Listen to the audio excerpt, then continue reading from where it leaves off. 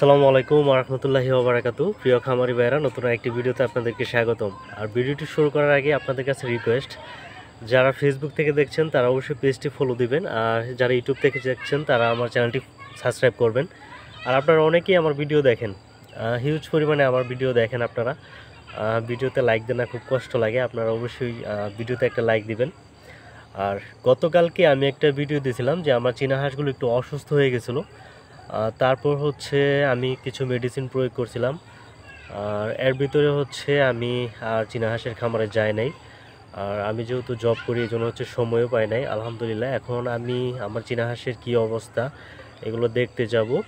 আর হচ্ছে যদি সুস্থ থাকে তাহলে তো আলহামদুলিল্লাহ, আর যদি অসুস্থ থাকে, যদি ঠিক না হয় তাহলে হচ্ছে পরবর্তী ধাপ অবলম্বন করতে হবে। এর ভিতরে হচ্ছে আমি 3 বেলায় মেডিসিনটা চালাইছি, এখন দেখা যাক আসলে কী অবস্থা। আর আরেকটা জিনিস যে বর্তমানে হচ্ছে চীনা হাঁস প্রচুর পরিমাণ অসুস্থ হইতেছে, বিশেষ করে হচ্ছে ডাক কলেরা যেটা, সেটা হচ্ছে সব দিকেই খুব বেশি পরিমাণ। আর আমার এলাকাতে প্রচুর পরিমাণ হাঁস মুরগি মারা যাচ্ছে, বিশেষ করে হচ্ছে মুরগিটা বেশি মারা যেতেছে, বাট হাঁসটা একটু কম মারা যেতেছে। তবে হাঁসের বাচ্চা থেকে বড় হাঁসগুলো বেশি মারা যেতেছে। এই জন্য আপনাদেরকে আমি রিকোয়েস্ট করব যে এই শীতে আপনাদের চীনা হাঁসগুলোকে একটু বেশি পরিমাণ যত্ন নেন। আর যদি যত্ন না নেন তাহলে কিন্তু আপনাদের অনেক বড় ধরনের ক্ষতি হয়ে যেতে পারে। এই রুমে হচ্ছে আমার চীনা হাঁসগুলো রাখা আছে,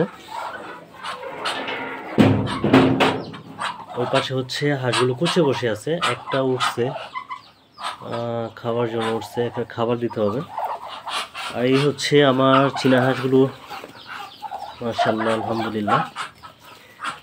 আমার যে হাঁসটা অসুস্থ ছিল সেটা হচ্ছে কোনটা, এই যে এই হাঁসটা আমার অসুস্থ ছিল।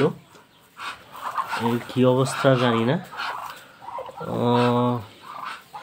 একটা জিনিস যদি আপনারা দেখেন যে গতকালকে আমি যে ভিডিও দিছিলাম সেটাতে হচ্ছে আমার এই চীনা হাঁসটার নাক মুখ মানে এতটা পরিমাণ ফুল ছিল, এর যে টয়াটা ছিল অনেক বেশি পরিমাণ ফুলে গেছিলো। এখন দেখেন একদম মানে ফুলা তো নাই আলহামদুলিল্লাহ, দেখে মনে হচ্ছে একটু অ্যাক্টিভ। আর এটা হচ্ছে পাতলা পায়খানা হচ্ছিল, এটা ধরতেই যাইতেছিল। তারা আর এই হচ্ছে একটু সমস্যা ছিল হচ্ছে পাতলা পায়খানা, মোটামুটি অনেকটা হচ্ছে সেরে গেছে। আসলে এর ভিতরে হচ্ছে আমি আসিও নাই আমার খাবারে, গতকালকে যে মেডিসিনটা প্রয়োগ করছিলাম এরপর হচ্ছে আমি আসি নাই।